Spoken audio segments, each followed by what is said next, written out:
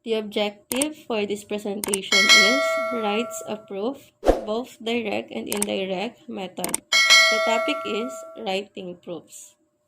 A proof is a logical argument in which each statement is supported or justified by given information, definitions, axioms, postulates, theorems, and previously proven statements.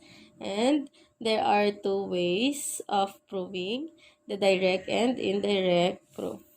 The direct proof is used to prove statements of the form if P then Q or P implies Q.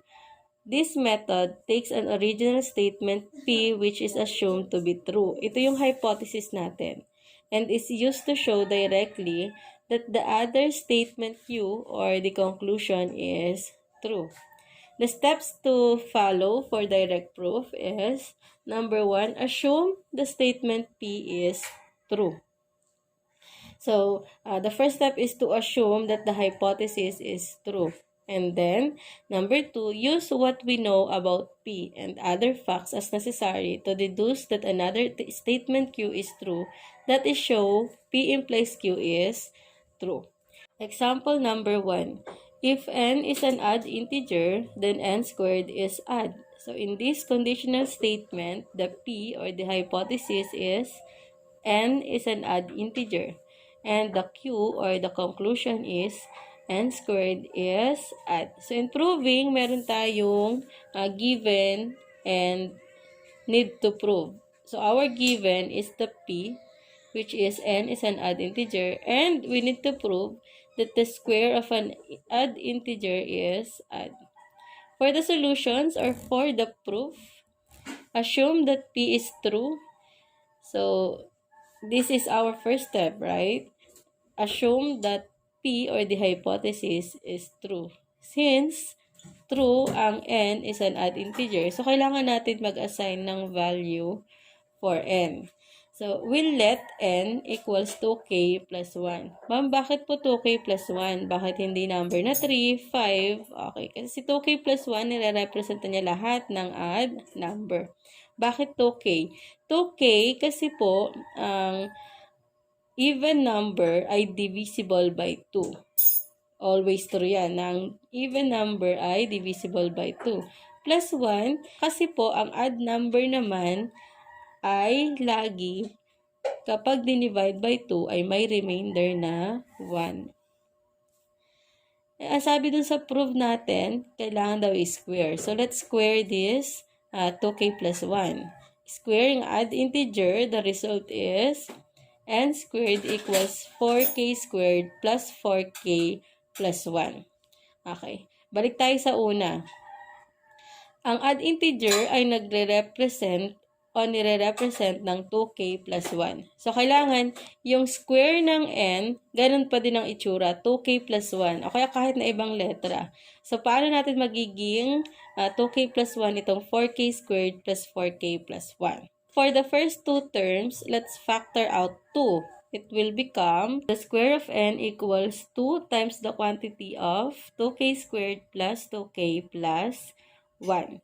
And then, we'll let m, kahit na anong variable, m for 2k plus k. And then, substitute natin dyan sa ating pinanggalingang equation. Thus, the square of n equals 2m plus 1 is odd by definition of odd number plus 1. That's it. Na-prove na natin na ang square ng odd integer is also an odd integer. So, paano natin na-prove yun? Balik tayo kay una. Let n equals 2k plus 1. 2k plus 1 represent an odd integer. So, kailangan ganitong form din. May plus 1 ang ating square. Okay? Ang square ng odd integer. At na-prove natin yan sa huli. Itong n squared equals 2m plus 1. So, 2m plus 1. Si 2m ay even integer. And then, ang plus 1 naman ay ang remainder para maging odd integer. Okay? Kaya, by definition of odd number na plus 1, the square of n, which is an odd integer, is also an odd integer. This way of proving is an informal way, meaning to say, there is a formal way. At ito ay ginagamitan ng two-column proof. For example, nasa direct proof pa rin tayo ha. The given is two even integers a and b. So si a and b are even integers. We need to prove that the sum of these two even integers is also an even. Okay, so sulat tayo ng table with two columns. The first column is for the statement and the second column is for the reason. Okay, so sa statement at sa reason, hindi laging 5 yan. Depende sa ating pin-of-proof. Okay, so for statement number 1, two even integers a and b, or a and b are even integers. This is always our first statement and the reason is given. Kasi siya yung given natin. Kaya ito ang reason. Next, since kay statement number 1, sinabi natin na si A at si B ay even integers, kailangan natin mag-represent ng even integers para kay A at para kay B. Kaya, ang statement 2 natin ay A equals 2M and B equals 2P. M and P represent the unknown even number. Okay? Bakit may 2? Kasi si 2, ang lahat ng even number ay divisible by 2. And that is always true. Okay? Definition yan. Kaya si A ay 2M at si B naman ay 2B. Ang rason natin, definition of even integer. Next, statement 3, A plus B equals 2M plus 2P. So, anong rason natin? Anong ginawa natin doon sa second statement? Ang rason ay adding integers. So, kung mapapansin niyo, inad lang natin yung A and B. Next, for statement 4, A plus B equals 2 times the quantity M plus P. So, anong nangyari? Finactor out lang natin ang greatest common factor ng nasa right side ng ating equation kay number 3 or ng ating statement kay number 3. Okay, so finactor out natin, which is, the GCF is 2. Statement number 5, A plus B equals 2X. Saan ang galing yung X? Ang rason natin, nilet natin si X as M plus P. Okay, ayan, M plus P. And then, sinubstitute si X kay M plus P, kaya naging 2X. And 2X is an even number by definition. Ayan na, that's it. Na-prove natin na ang A plus B ay even number na nirepresent natin ng 2M and 2P. So, kailangan kapag pinag-plus natin itong dalawang even number na to, ganito rin ang itsura. May 2 and then multiplied to any unknown variable. At yun yung nakuha natin sa huling statement. Ang sum ng A at B na even integer is also an even integer. An indirect proof is also called a proof by contradiction.